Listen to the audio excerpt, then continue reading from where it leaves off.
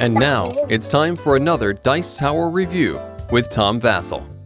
Meltscape is a game in which, well, the polar ice caps have melted, okay? And so most of the earth is flooded. Well, a lot of cities and towns have been flooded. Your sinking city is also under siege by Rebecca Snow and her dastardly clan, Black Blizzard. So you need to take your clan and find some kind of weird helmet called a Rattler, and you're going to use that to fight the evil Rebecca. Okay, fantastic. Another future theme with the world being destroyed and gangs fighting each other. I really need to start working on my gang skills since this is apparently what's going to happen. But it's actually kind of like a two-player abstract game, think chess-style type game. Let's take a look at it, and we'll be right back.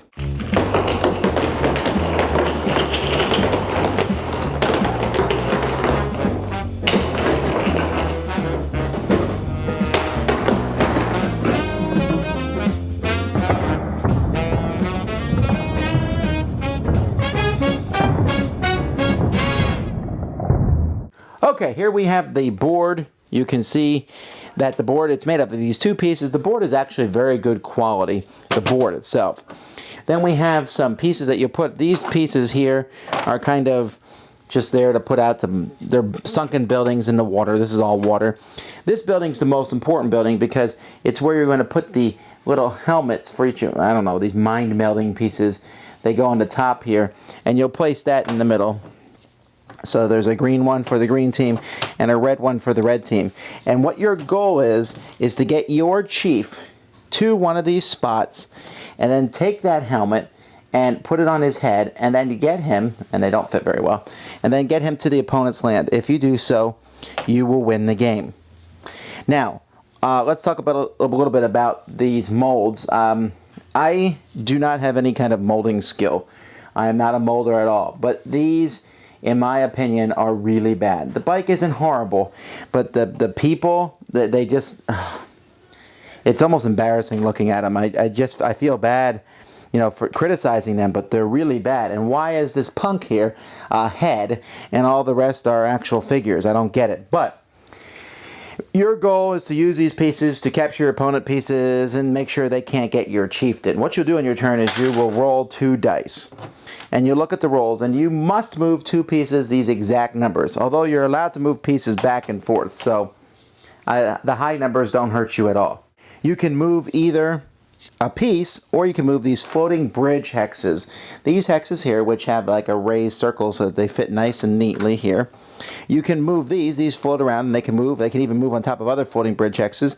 Or you can move your people. However, when you move your people, they must move on top of these floating bridge hexes. So you can see it's going to be a while before you can get to the middle because you have to move probably these pieces and then move one of your guys up that far, and you will continue to move the floating bridge hexes as you move your guys around the board. Now each of these guys has different unique special abilities. Like for example, this cycle, it can fly, and that can jump from one piece to another piece. The, what's he called? The diver, there you have 2 divers, and they can move in the water. They can't capture anyone when they move through the water, but they can move through the water. The techies can move the floating bridge hexes that are next to you. The punk, he can stop other people from moving, and if you put both punks in the same space, nobody can move through that area. Then you have your number 1, who looks kind of like an Oscar or something. But anyhow, your number 1 can move at the same time that you move your chieftain. Then you have a bot. Your bot can capture multiple people. So if you roll 6 and there's 5 guys in front of you, you can go capture, capture, capture, capture, capture.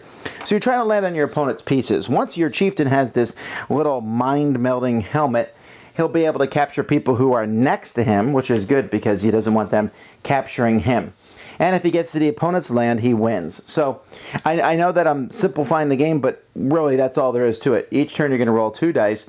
You're going to look at the numbers, and you're going to move either floating bridge hexes or your pieces. You can pick whichever ones you want to do. Most of your pieces, except your scuba diver, have to stay on these pieces. Nobody's allowed here except the chieftain, and he only goes there to get his helmet. And then if on exact count you land on their opponent's piece, you take them out of the game. You keep going to one of your chieftains, grabs his helmet, and goes to the other side, or if your chieftain is killed, I suppose. Anyhow, that's the game. I really don't get any joy out of dumping on a game that's made by an individual. When a company makes a bad game, then yeah, I'm gonna really bring them to a wire for it, because they have resources, they have multiple people. How can you put out a bad product? This game, though, is done by one person, and it's obviously a labor of love, but it's just not a very good one. There's some decent ideas here, but the game is so slow, first of all. It moves very slowly. Secondly, rolling the dice is just a terrible mechanic in an abstract game, to roll 2 dice and then move those pieces that number. You roll 2 1s, your opponent rolls 2 6s. He has an advantage over you. You can say, yeah, the dice should even out over the course of the game. Well, that's true, but there are critical moments when it's time to capture opposing pieces, and then the better roller has captured your piece. It doesn't matter if my luck evens out. I just lost some of my best pieces. The pieces and how they move, that's unique and interesting. But again, it's just too slow for how this game is supposed to work. The theme doesn't help much. And the board is nice, but other than that, the components are just awful. Just terrible. There's no redeeming qualities, other than I think that there's an idea here that could be reworked into a different game and played with. I wouldn't mind that. The idea of pieces moving around the board, it's not unique to this. It's happened before, but I think it could be done in a better way. Like, just off the top of my head, you can move 2 of the floating things on your turn, period. You can move them up to 3 spaces, and then you move the pieces. And instead of rolling a die, or if you are going to roll a die, make it a 4-sided die to reduce the amount of luck differential.